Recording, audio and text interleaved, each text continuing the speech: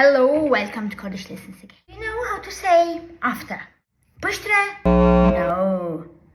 Dure? No. Pashe? No.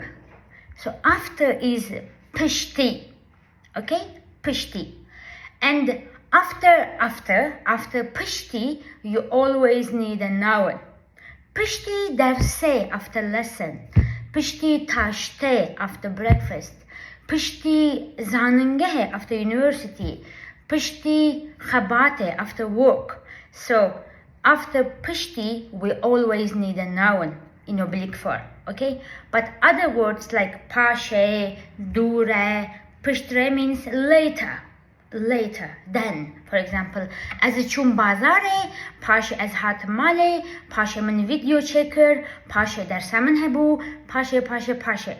So after paşe, when you list what you